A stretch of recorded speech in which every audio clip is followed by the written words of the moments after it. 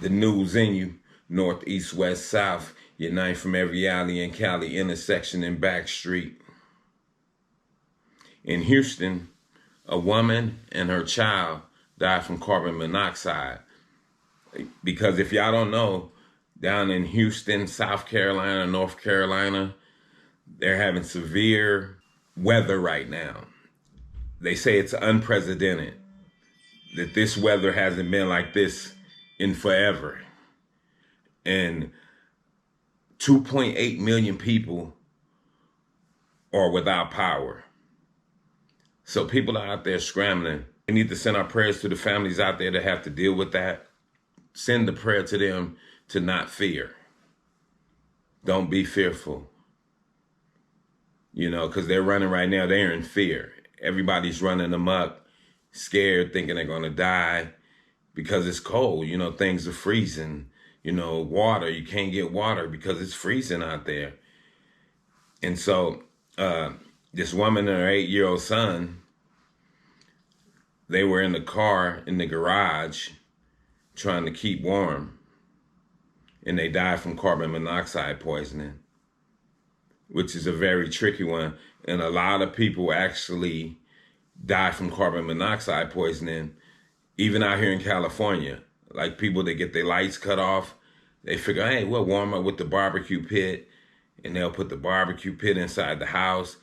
But those charcoals have carbon monoxide in them, and they do have cases of people dying from it even out here, even though it doesn't get cold as New York City and other different places like that. But people actually do die from it. Even in Houston, they have more than 300 cases of people that have been sick from carbon monoxide poisoning. So it's really serious, you know. It says that the police department went to do a check at the house because probably eventually the family members was like concerned about their family members, right? So they went to 8300 La Roche to do the check. And when they arrived, they found 4 people affected by carbon monoxide poisoning. The police department said the woman and the female child, who was 8 years old, they were dead as soon as they got there. When they got on the scene, they were dead. It says, but there was a boy, 7 years old, and an adult male who were transported to the hospital. So they didn't die, but I think they were knocked out. You know, the carbon monoxide had got to them, but it didn't kill them. So they were able to get them out. But the woman and her child, they were dead. It's probably kind of like the house that I live in right now. My garage is attached to my house. It's not separate. So that was the same point in case. Their house and garage was connected. So my theory is the woman and her daughter was in the car, garage closed, running the car, keeping warm, heater on. And they also had that door open that goes from the garage to the house. So the carbon monoxide filled up the house and it filled up the garage. They passed away from it because they were more affected by it. They got more exposure to the carbon monoxide than the ones inside of the home. But it's a sad thing, family.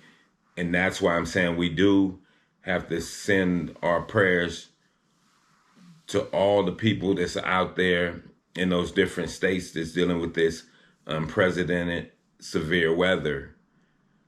We have to pray for them that they don't have the heart of fear, that they don't get so scared where they panic and do something which like the woman did and her family. But people are doing it. That's why they have more than 300 cases of people being exposed by carbon monoxide, because people are trying to keep warm.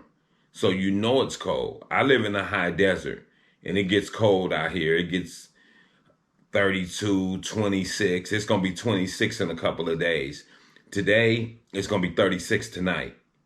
And it's cold to me. You know, we wearing jackets and beanies in the house and everything.